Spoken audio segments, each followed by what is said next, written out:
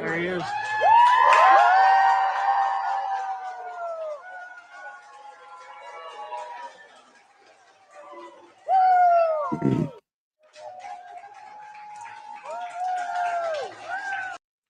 Chilly reception for those first two.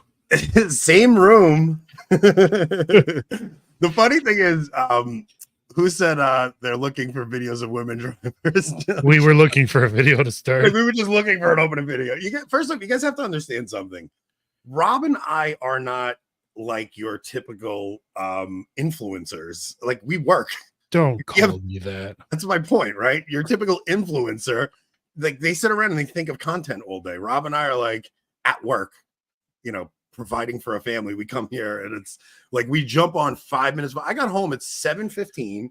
I got home. I jumped in the shower. My wife made me dinner, ate dinner real quick, and then we have to get on the show.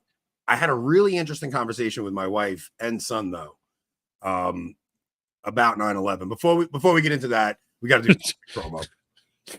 We had a plane crash at a local airport. No one hurt, and the pilot was a female. Thought of Anthony. Why didn't you send us the story?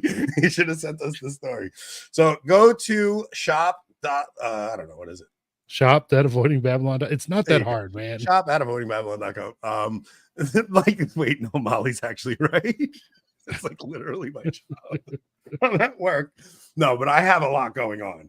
First off, so go buy some merch, guys. Don't be cheap. And then hit like, hit subscribe. Like, so many people watch the show that aren't subscribed. It's actually pretty enraging. It's almost like you guys don't like us and just hate watch us or something. Yeah, that is kind of interesting.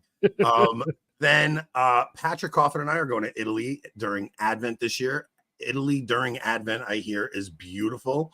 If anybody's interested in doing that, we have all the info on a short little video on this channel. My wife is coming. It's going to be a phenomenal trip. So if you guys are interested, please go check that out. Judging from the response your tweet got from the European Union the other day, you might be spending Christmas in an Italian jail. Yeah, right. The EU does not like my Twitter.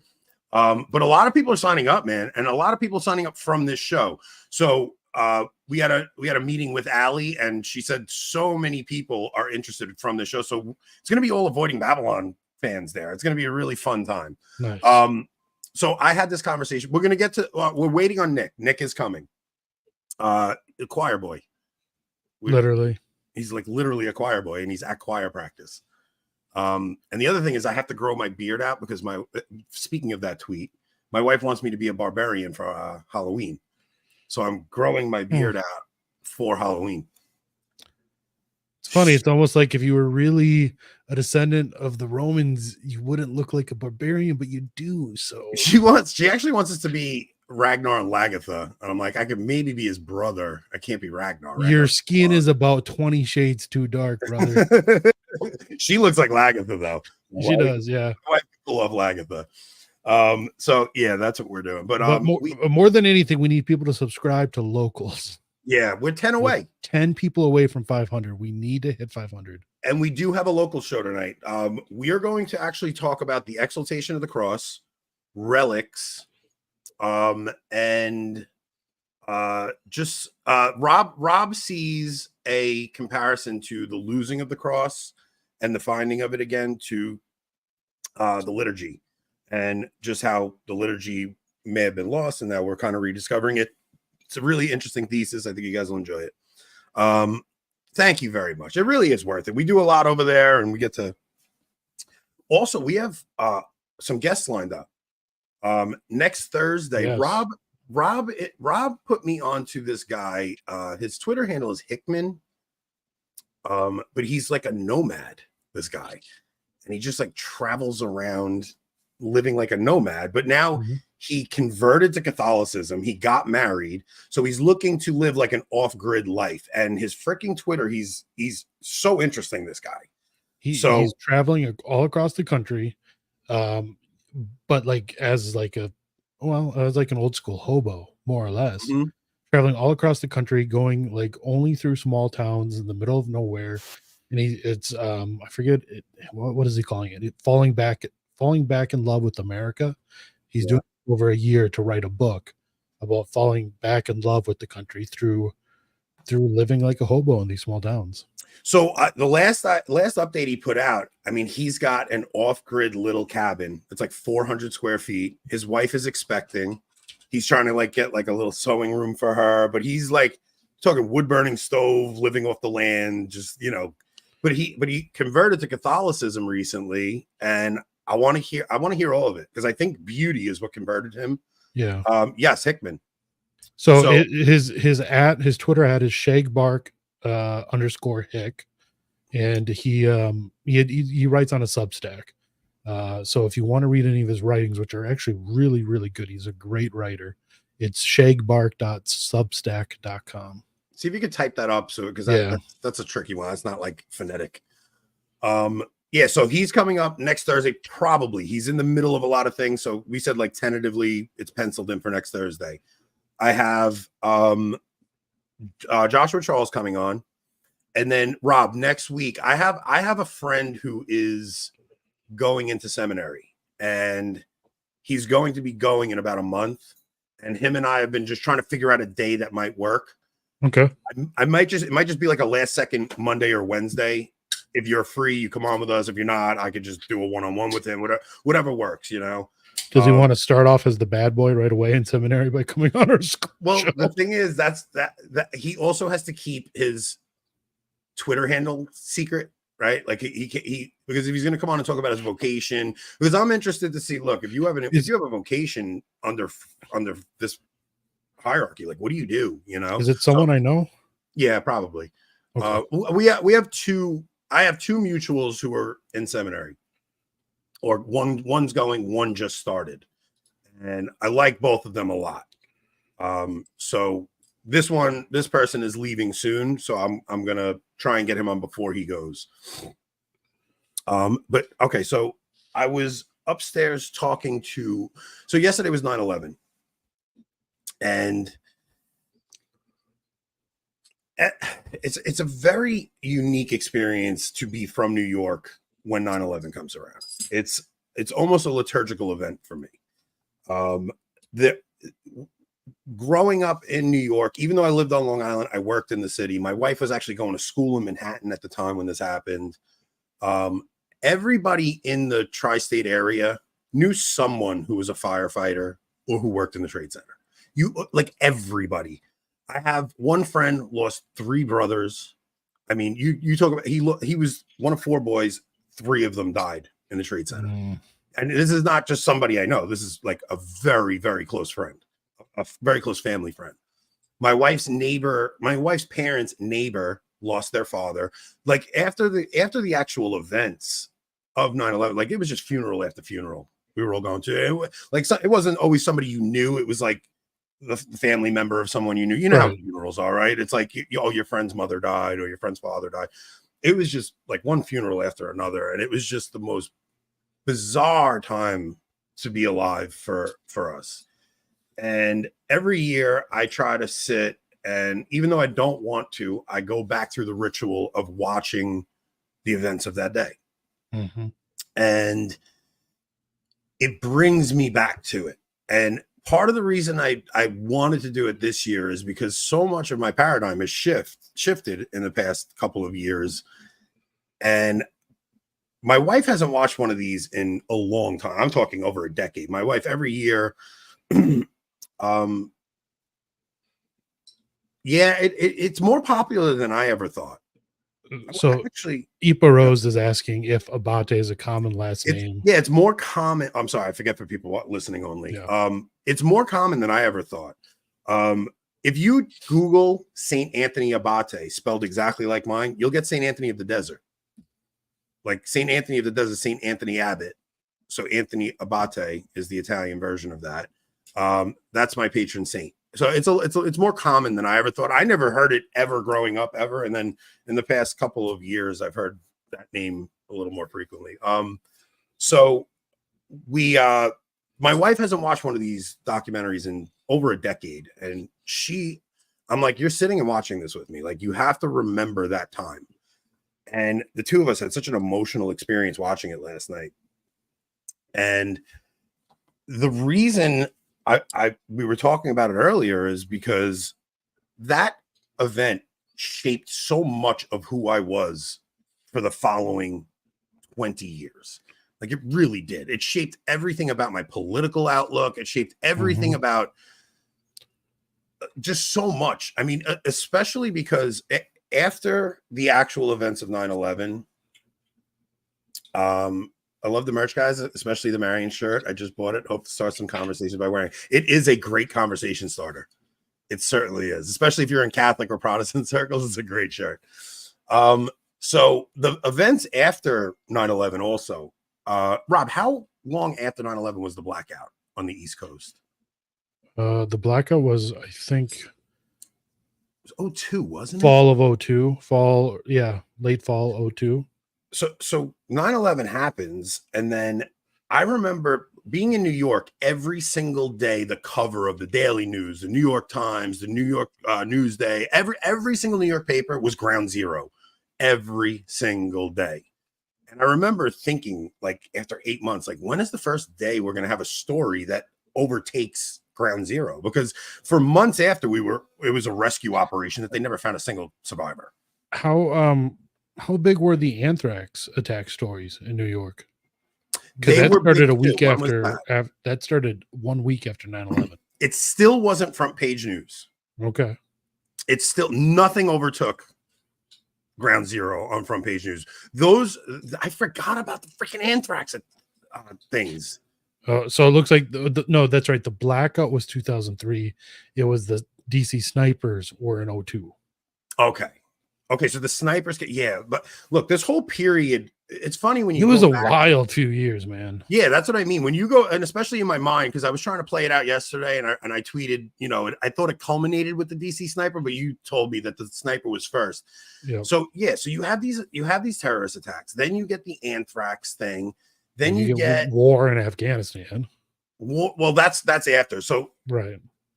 The thing about New York was, I never saw a city come together like this, where there was just, we laid down all of our hostilities. It was the strangest thing. Politics didn't matter. Religion wasn't a thing. Everybody just kind of had this gratitude towards God. And whoa. Did you guys even get along with the Irish? Yeah. We did. The Italians and Irish got along. The Italians and blacks got along, which is wild. there's always been a little hostility between those two groups. So it was just this really strange time to be in New York, where people, like, you get stuck in traffic and people would zipper, be like, you go, no, you go, no, you go. Like, nobody was cutting each other off. There was no road rage. There was no animosity, nothing. Then I'm starting a question that I want us to get to in this discussion. Yeah, okay, that'll be good. We'll tail end it with that. Joe Diodati's question.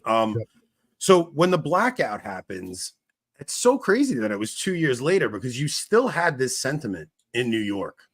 And my wife was going to school in Midtown Manhattan. She lived in Gramercy, which is, it's maybe a half a mile from Ground Zero. And the blackout happens on the whole East Coast. I mean, it wasn't just New York. I didn't realize it was the whole East Coast. It was like the whole Northeast. Yeah. The whole Eastern Seaboard just blacked out for days. And I remember going into the city with my girlfriend at the time. It was my wife now, my girlfriend at the time. And we would just be sitting on the street corner and by candlelight, and people would be playing acoustic guitars. It was like the street festival that just came about. Everybody was handing food to each other because their food was going to go bad in the fridge. So they just popped grills up, charcoal grills out in the middle of the street. They had tiki torches out, and not in any kind of way that you would get that connotation these days. And after 9/11, sale of American flags skyrocketed. Oh, listen, I have a For any new people, Anthony has a wonderful and heartwarming story about American flags. Okay, so all right. Immediately after 9/11, like the following day, Like dust is still settling. And yeah, it might have been the same day. My friend, I knew I was going to be laid off for a long time. Like construction in New York got completely shut down. And my friend, who's I was actually like roommates with him at the time. He goes, yo, let's go buy up every freaking American flag we can find right now. We went to the flag store and cleaned them out, bought like 1,000 flags. And me and him just stood on the street corner of a busy intersection selling flags marked up 10 times. Like we bought the flags for $3 and we were selling them for like 15 or 20. That's literally something right out of The Sopranos. Legit. Now, some people were so freaking happy because you couldn't get an American flag. Well, I wonder why. Well, you literally couldn't get an American flag anywhere, right? So some people were like, oh, thank God, give me a flag, because everybody had them on their cars. Like, you really got to remember, like every single person had an American flag on their antenna of their car. Even in Minnesota, there was every bridge had an American flag hanging, and not or just two or three hanging from it. But throughout the country, didn't you guys even have FDNY hats and stuff? Wasn't it just you suddenly fired NYPD, everybody was just like the FDNY. what they endured was so unbelievable, those guys, man. Like, so yeah, there was just this like beautiful sentiment. You got to realize they had the Subway Series. It was the Yankees versus Mets that year. You had the Trade Center go down, and then the Yankees versus Mets Subway Series. Like, it was like this, just almost like that was engineered or something. Yeah, it's just that's kind of what I'm bringing this whole story to. And so all this happens. That whole, this is yeah. Number one, did you confess it? And number two, did you make reparation for it? I have to confess it now, because at first when we got them, we were telling people we were going to donate the proceeds, and then I was like, wait a minute, we can't do that. If we get caught doing that, like, people will kill you if you say you're donating it and you don't. So we wound up just coming straight out and saying, no, So some people were so happy that they finally got a flag. Other people were throwing stuff at us. You piece of garbage. How could you profit off this tragedy? And I'm like, bro, I don't know. This is how Anthony bought his boat. So this whole period in time was just a very unique experience to be alive during. And it's something my son can't comprehend, because my son's 18 and he can't grasp the idea of people not having an animosity towards one another, But what wound up happening in 2016, to fast forward a little bit, is, I'll say this. Throughout that whole time, I bought into every single narrative the government told me. I mean, I was just, I couldn't wait to go to Iraq. Yeah, I couldn't wait for all of it. I was like, we got to get, when Bush. Israel's our greatest ally. All of it, Rob. Iran, axis of evil, all of it. Yeah. If you heard the conversation I had with my wife and son upstairs, like, so much of this has to do, my wife goes, you should have just recorded this whole conversation. It would have been a great podcast. I bought into all of it. And dude, when Bush made that speech at Ground Zero with the bullhorn, and he's like, New York, I just want you to know we hear you. And in very short time, the people that knock these buildings down, they'll hear you too. It was like, you don't know what that felt like for us. Like, we were like, yes, like, we wanted, when we went into Iraq, we didn't even care that it wasn't Osama bin Laden. We were just like, who cares? Just kill brown people. Like, that's really how someone's gonna cut that. Yeah, that's that. I mean, that's the sentiment that you had. Like, I know. It was like, you didn't care. You just wanted the other to pay. And I mean, I was 13 when we went into Afghanistan. I stayed up all night watching it on CNN. Me too. 2 years later in Iraq, I stayed up fireworks. I stayed up like 36 hours in a row watching Shock and Awe on TV. Shock and Awe, man! Holy cow! So all this plays out, and it's remarkable how when 2016 happens and we see Trump. So that's Obama, Big Dad Bob, the Iraqi spokesperson. Remember on TV? Oh my gosh, Rob! Not just that, man. They hate us for our freedom. They hate us for our freedom. Freedom fries. We're not calling them French fries. We're calling them September freedom 11th fries. brought people together a little bit more than some people realize. But the idea that these people hated us for our freedom. Yes. Like, I believe that. The idea that they saw us as liberators when we got there because Fox News played video clips of them waving American flags. Tearing down the Saddam statue. Tearing down the Saddam statue. The purple fingers for voting. Remember that? Man, all of that was a psyop. All of it. Every freaking last bit of it, including that Subway series, was a psyop. All of it. I played poker. I learned how to play poker with the Iraqi, the deck of cards, that had all the different Iraqi officials on it. I had no idea that existed. Yeah, that's how they would give them out to troops and Iraqis to hunt down these. You didn't know that? No, I never heard that. Yeah, you could find them in stores. Yeah, the mission accomplished. Remember, mission accomplished. Oh, very cool. Very cool. So now we go through Obama, right? Obama kind of flips that whole unity thing on its head, and now you start getting the race relations start falling apart. You get Trayvon Martin, and that was the end. Trayvon Martin was Obama. That was right. That was right away, like 2012. He could have been my son. Then you had Michael Brown in 2014 and Ferguson, and man, you had they wanted to build a mosque at Ground Zero. Like, this is when everything starts to disintegrate. I remember that. Yeah. They wanted to build a mosque in Ground Zero. This is when everything starts to disintegrate, right? Now, 2016, Trump runs, and because people are so sick of the leftist lurch the country took. And when I saw what even Fox News did to Trump, that was the beginning of the shattering of the narrative for me, right? Mm-hmm. It was the beginning of the seeing just how overt they were with their propaganda. It was like, wait a minute, man. Do they expect me to believe this? Like, they really are just being so ham-fisted. But in hindsight, Rob, if you really think about it, I fell for this building disintegrates, 2 buildings disintegrate into dust, and 3 blocks away, a federal agent finds Muhammad Atta's passport. Like my brain bought that story. I mean, I thought it was absurd, but I still bought it. Why would my government lie to me? I'm not like, I don't go down the conspiracy theory hole on 9/11 like super far. Like, I do believe that the people they say were on the plane were on the plane. So do I. And that they really were Al-Qaeda operatives. Oh, I do too. Just think they probably knew about it, maybe nudged it along a little and used it as a tool to achieve what they wanted to achieve. Absolutely. And some shady stuff went on with Building 7. I'm willing to maybe accept that, but that's about this shady stuff. But the whole narrative that came from this thing was it just shaped my life.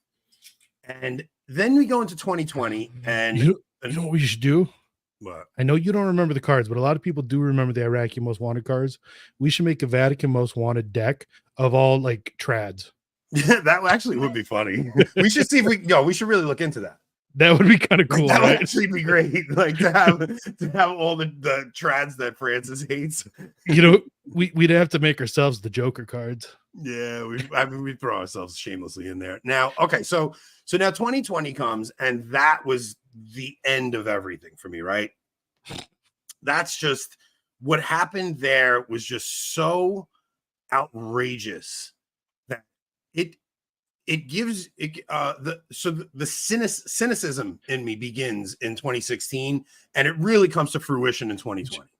Now, I don't want to say the words that are going to get us YouTube upset at us, but like when you say 2020, do you mean the November, or do you mean like? Oh no! I mean everything leading. Yeah, I think everything leading into it, like what happens in March with that the coup coming, and everything leading into November, and November being like the cherry on top, like all of it. That whole thing was just.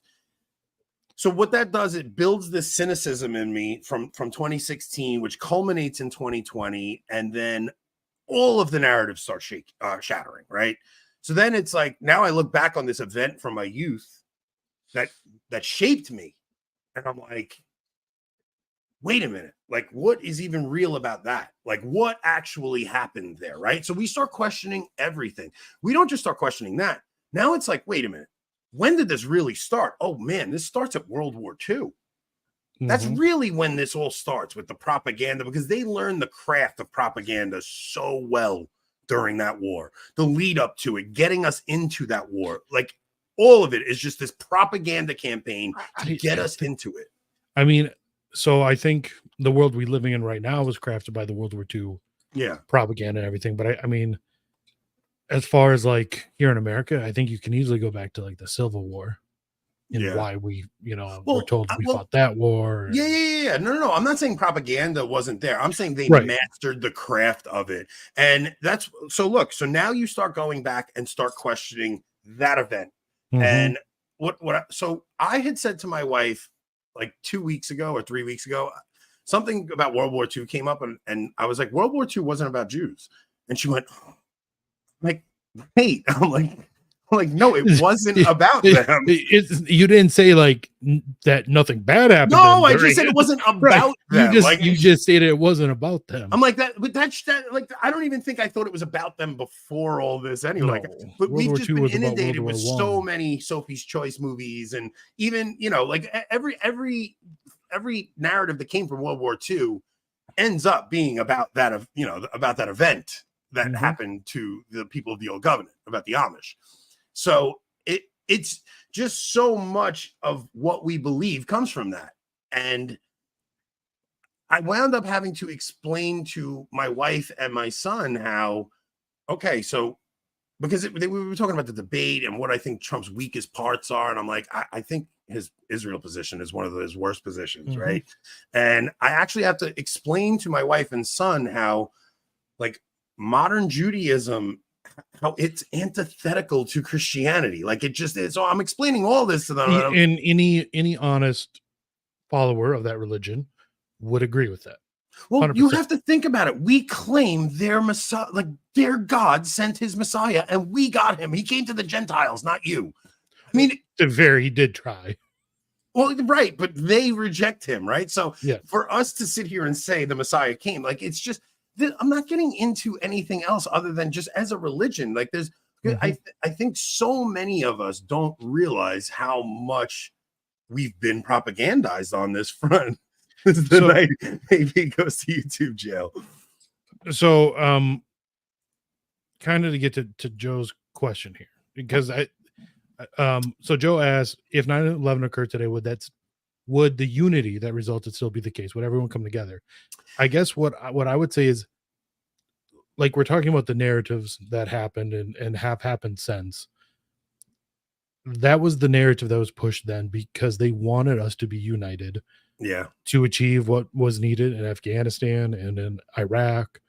And I think they probably originally wanted to go further, but didn't. But then the question is, with everything that's happened since, it would seem now like they want the opposite. They want to drive us all apart. Okay, so many people have this misconception that... What's up, sirs? What's going on? Glad you could finally make it. Glad I can be here. Glad I can be here. We've been talking about 9/11, which I know you're too young to remember. But I just wanted to touch on some things just because yesterday is actually like it's a pretty emotionally heavy day for me as a New Yorker, and we've just been kind of talking about narratives and just some of the things that have happened over the past decade or so. But Joe asked, if an event like 9/11 happened today, would we come together like we did at that time?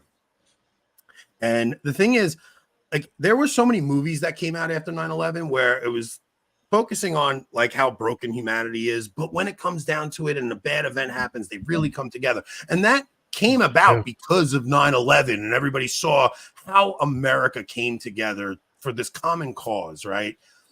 I don't know how it would happen today because of social media fracturing and things like that. But I know the government is capable of forming an event that could unite us. I guess what I'm saying, though, is what if our disunity and everything that's driving us apart, and I don't want to get to like... is intentional? Yes, exactly. What if it's all fifth generational warfare? I do think it is.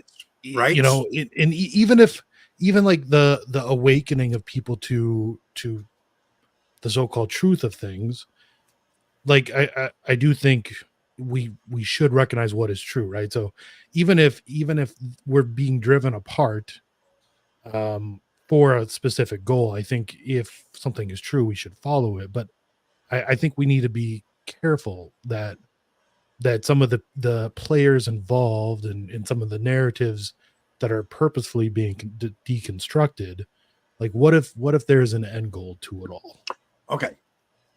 There is an all right. So this is actually interesting too, man.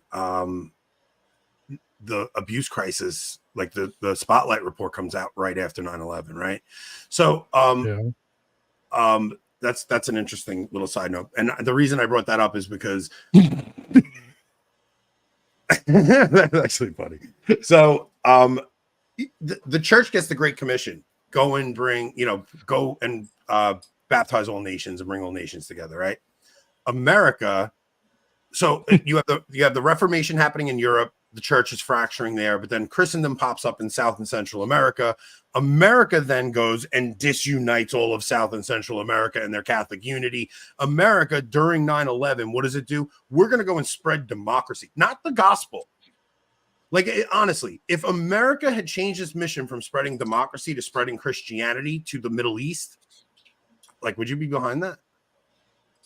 Well, the issue is, of course, is that America's ideology doesn't fit with Christianity if you take like a strictly classical liberal sense. So the neocon, neolib establishment is all about just imposing essentially American quote unquote democracy onto nations that don't want it. We wouldn't want America to impose American Christianity on other places. No, and not just that. Like when you hear today, what are American values? American values are the rainbow flag crap. Yeah, that's American values, right? Well, I would say that's modern American values. I would say the problem is that American values are intentionally not taught, and I'm not saying that necessarily they're all good either.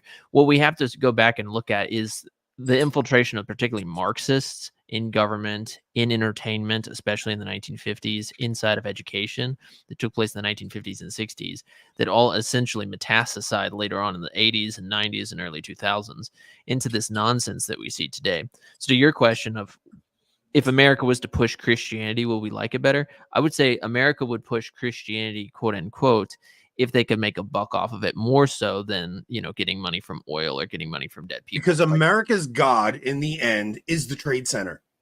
Yes. In the end, America's God is money, right? It really does come down to America's God is individualism. And that of course leads to extreme capitalism. I see our idols. Those towers were our idols. They were the American God. Like what we worship is money, and God leveled them. Like he leveled them. And there was a minute after those events where we did some introspection and churches filled up and everybody was taking account of their lives. It was a minute. It was very short. But even then churches filled up for the wrong reasons. Yeah. It was all reaching out across the aisle and this false unity and denomination. What I see it as is America preaching a false gospel going out into the world, almost like an anti-gospel. And so much so that it's infiltrated the church. Like America has infiltrated into the church. This ideology is infiltrated into the heart of the church, so much so that it's spread inside the hierarchy right now. And I would blame it on the church more so than the United States, just because when you even look at the origins of just where the churchmen get their thoughts today, some of it goes back beyond America as a country. But I would push back and I would say America's God is self-worship and pride. I think it manifests itself in money, just like it manifests in pornography for some people, but it manifests in self-worship. Because really, if you think about it, there's only two religions. You worship God or you worship yourself in some way. Yeah. Those worship of self can express itself in 1,000 different ways, but it's always going to go back to that. But I think, it's judgment begins at the house of God, scripture says. And so one reason why I think America is the way that it is because the church is not on their game, which leads me into actually a question I had for Anthony tonight. I was thinking about a question that I thought might be good for you two to ask, which is leading me into tomorrow's show with Tim on our two respective channels. But what do you guys think right now is the greatest threat, the greatest actual threat to the Catholic Church? America. I mean, if we're talking, are we talking external threats? Just in general. In general, you could say external, you could say philosophical, whatever you think it really is. Oh, And you can man. give multiple answers if you want to categorize it, but just in general. Greatest overall threat would have to be its own hierarchy. Philosophically, it would be liberalism, which of course results in modernism. Yeah, I would just say modernism. But even then, you could go back to nominalism, but that pathway, anyways. Yeah, I would say modernism and heresy are probably the church's greatest threat. But okay, so I would also say what we were just talking about, where with the unity thing, would we come together like that? I think another narrative that that they're pushing on us and we're falling for is that they're bringing immigrants in for Democrat votes. I don't think they're bringing immigrants in and I'm going to lead this into your question, Nick. I don't think they're bringing immigrants in for Democrat votes. I think that is a ridiculous theory. I think they're bringing immigrants in to disunify us as a people, because the whole intent is disunity. And I think that is tied to Nick's question, because what they are doing in the hierarchy right now is pushing immigration to mix in these other cultures. It goes to the story we read the other night with the cardinal saying we need to accept that Islam, Europe is over because we have to accept Islam, and the introduction of the rainbow crap. The introduction of the rainbow crap into Catholicism is by far the death knell of Christianity. It is going to kill it. So if they try to find some way to incorporate this, and like Francis always talks about going to the peripheries, if they try to find a way to incorporate this thing, they are trying. I mean, they have been. That's with the last few encyclicals Francis put out, with the blessings of the same-sex union. All of that crap is going to be the thing that leads to CCC 675, where the church endures her passion and dies and then has to come back. Like, that is what I see as the greatest threat. Okay, gotcha. I think both of you guys are right in the sense that they're great threats. I think, Rob, you kind of hinted actually on what I think the greatest threat of the church is, which is, I think, the hierarchy. Or you could even just, maybe to make it more bombastic, you can say the Catholic priesthood today. And what I mean by that is, just at the end of the day, Scripture is clear that judgment begins at the house of God, which means that God is going to judge his people before he judges the rest of the world, because we know better. And we have not just this is going to lead into the conversation Cardinal Burke. I wanted. Well, also the execution of the cross. Okay, that too. But look, why don't we bring up the Cardinal Burke tweet? Because that's what the show was supposed to be about. We're 40 minutes in. We buried the lead. Okay, well, let's let Nick finish this thought. Okay, yeah. Cardinal Burke. Because this does tie into what Nick's saying. Yeah, essentially, it's just this idea that because God will judge the church first, we have to do massive introspection and say, if there's, on the one hand, mass indifference to just the basic doctrines of faith, or just mass ignorance of faith, then we're not going to be able to fulfill our mission. The last thing I'll say before we transition into the discussion is, all the theologians are pretty clear that just how, like, when Christ was on earth, he fulfilled all the messianic prophecies, externally proving that he was the Messiah to the Jews, right? We know this. In that same vein, the church has distinguishable marks that can show the world, external marks that can show the world, this is the true church of Christ. This is where you need to come for salvation. And I think the greatest threat that we have in the church right now is the hierarchy who hides that, who blinds it, who veils it for political purposes, whether that be for ecumenism, modernism, all of the kind of isms that we typically talk about, or the external manifestations of that thing, whether that's the liturgy or even in politics with it, mass migration to destroy the fabrics of nations. Destroy the fabrics of nations, undo whatever remnants are left of Christendom. It's all of that is tied in together. All of it has to do with the hierarchy itself. It does come down to, this is why Cardinal Burke did tweet this today. So why don't we pop up the Cardinal Burke tweet, and then we'll discuss if this is why we're dealing with this. Okay, let me pull So that up Cardinal here. Burke tweeted this out today. Joshua Charles sent it to me. Hold on a second. He said, You're always isn't this fast. interesting? I'm just talking while you get it. Joshua Charles sent this to me and he goes, this is a pretty interesting tweet from Cardinal Burke. Are these the last times? I don't know that. Our Lord himself said that if it is for the Father to make these decisions, but it certainly seems that way. And so we need a strong intervention from our Lord, and we're begging Our Lady to intercede on our behalf. So this was asking people to join his 9-month novena. Mm-hmm. Mm-hmm. But I think a Cardinal Burke is, look, I think this topic has it's gotten stale for us. It's something we've talked about since 2017, since the McCarrick stuff came out. It's one of those things that's just gotten stale for us. But I think we all need to be on our toes with this thing. I think the things that are coming up in the next few months really are serious. I think we're going to get hit by another narrative very soon because their old narrative is collapsing. And I worry that there's going to be some big event that they have to put together to form some new thing. And usually that thing involves bloodshed. It just does. So it goes back to Rob saying the Civil War was one of those. World War II was one of those. They're going to need a new bloody event to form a new narrative and a new story out of. Yeah. Like the U.S. putting tomahawks in Ukraine, which Russia considers a nuclear deterrent and said they would strike. Something like that. The Russia thing is getting crazy. Even Ukraine making incursions into Russia. Yeah. Horrible. But you're right, Anthony. I think it will take bloodshed because it makes sense. I mean, really since the end of World War II, but I would argue really like in the bulk of its strength since the 1980s, we've seen this neocon, neolib world order establishment really, really control people. And it makes sense. I mean, think about it. We've talked about what are the best ways to control a population? First and foremost, you have to disarm them intellectually. Our public school system's a complete joke. I'm continuously, as an educator, bewildered by the state of just how little children know these days who are in 8th grade, 9th grade, 10th grade. They don't know basic things. It's very, very sad.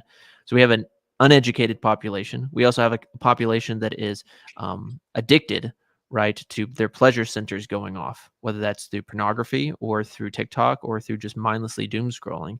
We also see just in our entertainment is not actual leisure like Aristotle talked about, of like growing, not just in virtue, but growing in intellectual knowledge. It's just mindless zombieing out.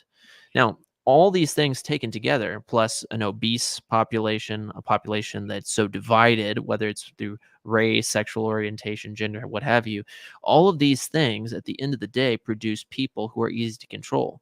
But when you have enough people wake up through crazy events like what we experienced in 2020, or even in the church in 2017, when you have enough people start to break free of that, particularly in alternative media, researching themselves, you have to establish a narrative.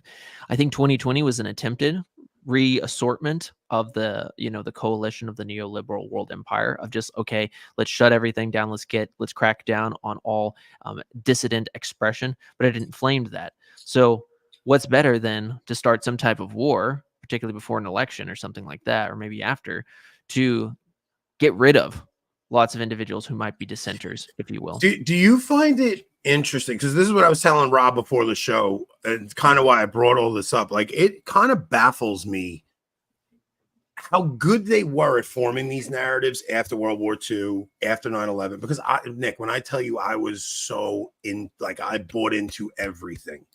I bought into all of it. And then to see them go and overstep so far in 2020 with their attempt at forcing a narrative on us, it was like how did these people get so bad at this? Because I don't think it's as simple as they lost all form of because you do have to realize in 2001 you have the three major networks, right? Like, we get our news from Fox, CNN, and your local news. Those were the three major news sources. So I don't know if it's just that we were getting dissident news because of the internet, that we didn't buy into it. Like, is that it? What? Or did they really overstep so far that we would have broken out of that either way? What if you're still in the Matrix? Well, I think that. What if they didn't get bad at it? What if you are buying into the narrative they want? See, Well, that's where that's why. I'm sorry, Nick. That's why I think the illegal immigrants vote thing is still part of that, right? Like so even what they're allowing us to see, you're saying is still part of the matrix, Rob. Like you're saying us I getting don't those know. alternative news sources are still part of their narrative form. I think it definitely could be, at least in some form or fashion. But like I said, what that doesn't, you need to follow whatever you think and is true, right? Sean. I'll punch you, bro. So like I'm not saying don't get so worried like where you need to follow what you think is the truth, but I think we need to be careful that we keep that in mind, right? what is so detrimental to this discussion is, so I mean, just to give Sean's example, because it's a funny joke, but it's a good example. One could make the argument that the whole red pill versus blue pill dichotomy is a psyop. Yeah, You know? definitely. Yeah. So it's like you could take that logic and extend it to any situation. So we have to begin with something very basic. I mean, Democrats and Republicans, red and blue, right? You look at like red and blue are very psyopy. You could, but you could even just look at the whole notion of like, hey, getting out of the matrix. How do you know that's not just another part of the matrix? So my point is just that you have to go back to a basic philosophical principle, which is that truth is merely just the conformity of the intellect with the object. All that is it's just truth is what is real, what is objectively real, in other words. And what I'm really trying to say is like we have to be careful to where we don't get so, and Anthony, you know how I am just utterly contrarian most of the time, right? Yeah. We got to be careful that we don't get so contrarian towards what we think is the narrative that we go down ridiculous paths where suddenly we, are believing like that they had TNT in the towers and bring, right. Okay. Yeah. So now that's why I said I'm not like a truther, right? I think similar to what you said, where I think they kind of knew it was coming and they were like, this is a perfect what do they call it, a false flag operation? Like let them do their thing, and they risk their own population so that they'd have a free ride to go into and do the things they wanted to do in the Middle East. Because conspiracy theories oftentimes, like we blow them up into there's a zillion and one people behind everything, and that's how they pulled it off. But in reality, all it takes is someone in intelligence and the U.S. government to say, hey, we know this is going to happen. I don't know if you guys mentioned it before I jumped on the show, but Condoleezza Rice's famous memo of June 7th, right, of that year, 2001, that mentioned that there were going to be some form of an attack upon the World Trade Centers. So I very well believe that they knew that it was going to happen. And we can very easily say, sure, yeah, it was Al-Qaeda behind things, and they knew it was going to happen, but they allowed it to happen for various political reasons, also for economic reasons, etc. But it's like you mentioned when it comes to World War II or the Civil War, all you have to do to create a narrative is take something that is true, right? And as a lover of history, there is true history, but then inflate one part of that truth to an insane proportion so that you can push forward whatever political, which would be the internment camp story out of World War II. Because if you even hear what Darryl Cooper was saying in that interview with Tucker, he's like, look, Germany goes in with absolutely no plan with what to do with prisoners of war, right? So they go in and they destroy their enemies, and it's like, okay, we got to do something with all these people. So it's this internment camp is not just the Amish. It's all of the people that could be a problem for Germany shoved into a camp. And it's like, we can't just leave these people out to roam free because they'll start a revolt and they'll undo our whatever territory we gained. We can't allow these people out in the public. Problem is we have no resources to feed this amount of people. So it winds up being, it's not starvation through torture. It's starvation just out of incompetence. It's like, we don't have the resources to feed this. It's not even never mind. I don't want to get down that. Yeah, we have to. You do have to be careful around this topic. Well, I'll give one example from a subject that I'm a bit more familiar with, but and Rob and I want to do this whole show on this eventually. But the U.S. Civil War. I've studied the U.S. Civil War since I was 5. I love the Civil War. But one of the main issues that I have with the way that it's formulated and framed is that modern history essentially says that there is only one cause for the war. Right? There's only one group of bad guys. Yeah, it's only about slavery. Yeah, and that's where I just want to pull my hair out, because see what it is they take a truth, which is that yes, objectively speaking, slavery was an issue at the time of the war. But then they blow that up to that's the only point, or that the North actually cared about that in mass numbers, that it wasn't, they don't mention that the abolitionists were a small minority, particularly in New England, that cared, and they were justifiable in their concerns. But we're also somewhat terroristic they were at times. Yeah, exactly. Like John Brown was essentially a terrorist. I mean, what's so ironic about John Brown's raid on Harper's Ferry is that the first person killed in the raid is a black man. Yes. An unarmed black man who was working on the trains. So, I mean, there's all this that gets blown over, but why? What's the way to get it over? In the U.S. context, it's to quell down any type of state, not just independence, but sovereignty. Any sort of subsidiarity. Yeah, you have to listen to the federal government no matter what, because look at the last time this happened, guys. It was all these weird, backward, racist people who couldn't get in line. You don't want to be like them, do you? It's that narrative. And so what it is, they take a truth, then they blow it up for their own. It's not just that. They take a truth. They also take a Christian principle, which, like the Christian principle of freeing the slaves, like they're playing on your empathy. The natural instinct we all have in our heart, right? We all have this deep desire in our hearts for God. So you get this instinct that it's wrong what's happening to a certain group of people. So they take that and they twist it to such a degree that it actually winds up warping the thing. And you get that with Black Lives Matter. You get that with a lot of, even with the rainbow stuff, where they'll play on somebody's actual good part of them, where they have this empathy for the other, right? It's like, look, you can't mistreat somebody just because they believe differently than you, because that actually is true. You're not supposed to mistreat anybody created in the image and likeness of God. This all goes into even with the Haitian dog story. Yeah. It's, look, I work with immigrants. Okay. I worked yesterday. I had an awesome conversation. I work with, on my crew, I have a Honduran guy, a guy from Honduras, a guy from Ecuador, a guy from El Salvador, and a guy from another one of those Latin American countries. Wow. Guatemalan? No, not Guatemala. Belize? Peru or something, right? So I had an interesting conversation with these guys, because learning the rivalries they have between each other. Like Mexicans don't like he works at a restaurant. Oh, listen. My company is made up of Italians and Spanish, right? But it's not like we as Americans see Spanish and you think they're all Mexican. Like they're not. They're individually from different countries, and they all have these very different cultures in between those countries, and there's rivalries between those countries, right? But all of these guys agreed on one thing. There's something different about the Venezuelans. There's something different about them. If you go to a soccer game in Venezuela, the opposing team, if you support the opposing team, they're going to kill you. Like this is not, you're not playing with the same thing, right? So I've been hearing all day, the Haitians are really Catholics. Listen to me. I've seen Haitian immigrants.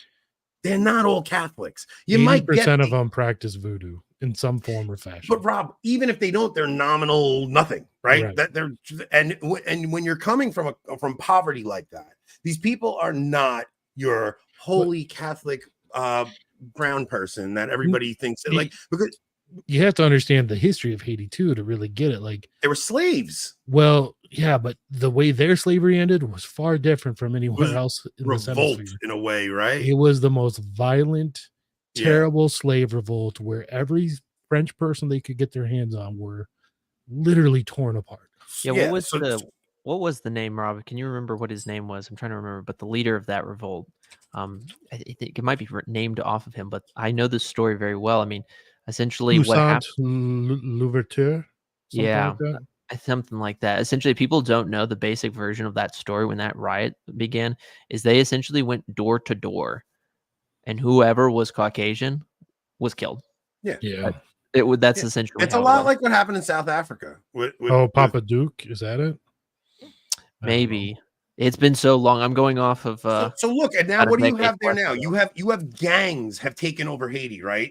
And what they're doing is they're sending their rival gangs that are giving them a problem and sending them to America. It's just like Venezuela is saying, we have this huge crime population, send the criminals to America. They really are sending the worst of the worst into our country, right? And I'm in New York. I see what's happening. You have no idea the Venezuelan gangs running around on mopeds in New York City on electric scooters. They are terrorizing people. It is not like these people. Look, I've said before, like, I'm not worried so much about like South American Catholics coming up if they're actually Catholic. Like, I'm not, that doesn't worry me. What worries me is this gang culture, the cartel culture, and Islam. And when you're bringing those three things into America, it is purposely to subvert the unity of this country. It is not for votes.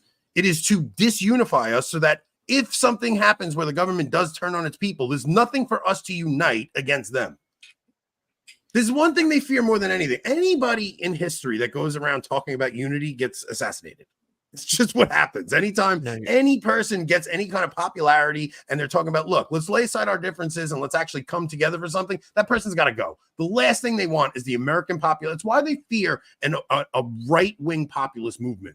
Right? Like, I've heard a couple of people say this recently. I don't even remember who, but they're like, a left-wing populist movement like Bernie Sanders and stuff. It's like, you got a bunch of sissy boys. Like, nobody's that worried about that. But you get a right-wing populist movement. These are all the gun owners. These are all the masculine alphas. You don't want those guys getting together and starting a revolt. That's going to be a major problem for them to deal with. Exactly. And that's why they're so interested in disarming the population in some form or fashion going along. It's definitely going to be something that's going to, be a striker at what's going to go on in our culture. What's my question, I think, for you guys is, going forward, when you see these migrant camps forming, when you see these, kind of degenerate actions being taken place on animals and stuff like that, what is the response of us? Because here's my question that I have. We saw the open denial of that, all three of us on Tuesday, right, from the Kamala Harris campaign. And obviously, if she gets into office, it's like there's not going to be any crackdown on illegal immigration at all. And so here's my real question that I'm wrestling with. What do people do?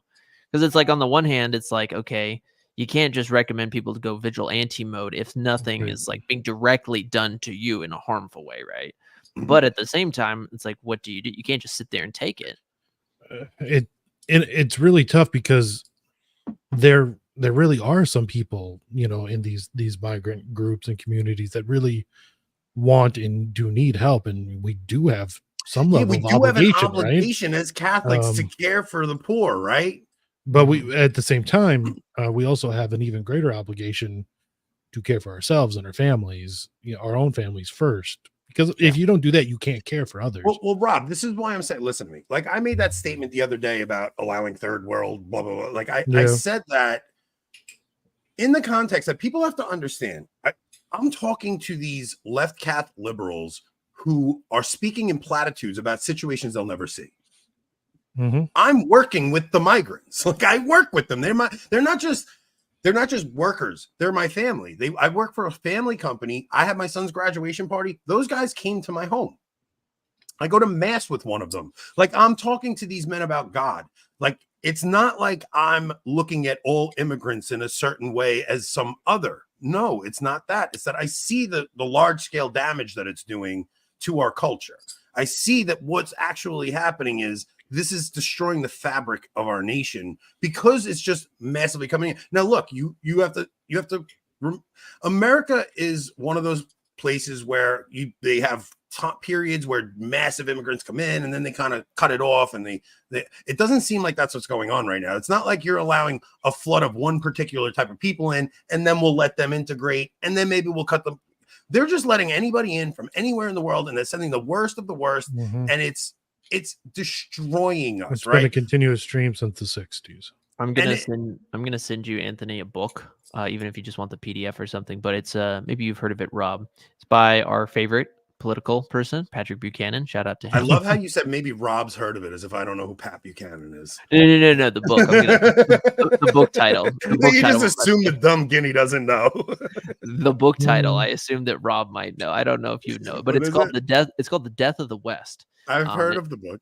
And basically, Patrick Buchanan, he writes, I believe it's 2 books on foreign policy, 2 books on immigration. But his big point overall is, when you look at immigration in the United States in the past, particularly even in the 20s, when we think of mass immigration, what it was immigration from typically countries that had some form of cultural heritage with the United States, so Northern Europe, And also, it was very limited. And the reason it was limited was they wanted few people to come in so that they could slowly adapt to the American culture. They could get assimilated, essentially. And we wanted to fill the country up at this time, exactly. right? So this is during westward expansion. This is this is when in the early 1900s we start going west, and we have this gigantic country to fill. Now, if we don't fill it, what's going to happen? You're going to have all these other countries coming in, and they're going to take up that land. Like, we needed to fill it. So it's like, give us your refuse and your poor. We can't just give us everybody, and we'll fill our own country up, and then this is our country. Yeah. But you can't. But it's like even the policy under Calvin Coolidge, who I believe is one of the greatest, and he's one of the most underrated presidents of all time. He very, very strictly, I think the immigration rate was like 2%. It was some insanely small number, and which was great. But that all overturned in the 1960s through, and like we could do a real red pill episode on this one day, Rob, but on the civil rights movement after one of the communist underpinnings of the civil rights movement was to get rid of our last immigration system to our current immigration system, which is essentially everybody come on in, and we're not going to even enforce it, which we're not even doing today, which we have an issue. So to your point, Anthony, if we don't get this under control, then in my opinion, the only way for any type of American culture to survive is through something like a state breaking off and people fleeing to that to survive and locking that down. I have some ideas of where this is going to go, but I think we should talk about it over on Locals. Yeah, exactly. Some of these are much more I have some ideas of where this is going to go, but I think it's too spicy for YouTube. I think we should bring it over there, and then we'll end with Rob's theory on the exaltation of the cross.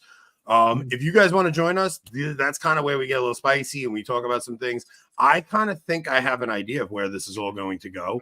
And I think it's going to end up in Catholic communities in some way. But it's all right. Let's just do it over there, because you guys got to pay for the bonus show. I'm sorry. This is getting out of hand. There's 728 people watching right now. There's 322 on YouTube. On YouTube alone, there's 280 on my Twitter. Come on. This is getting out of hand. We need 10 of you to join Locals, please. It's $5 a month or $45 for a whole year. Just 10 of you, please. Who gives you that? $45 for a year. Go to the Daily Wire. How much they charging you? $15 a month? Stop it. Come on. $45 for the year. You come, you help us out. Yeah, you have to pay $100 to watch our crappy cartoons. Exactly. All right, come on, let's go over there. You guys join us. Please go shop Avoiding Babylon. Shop at avoidingbabylon.com. I won't do the Italy pitch. Let's just go over there. Let's finish this conversation. Okay. Give me a second here. Oh, why is nothing working tonight? Here we go. Look at Laura. Huge.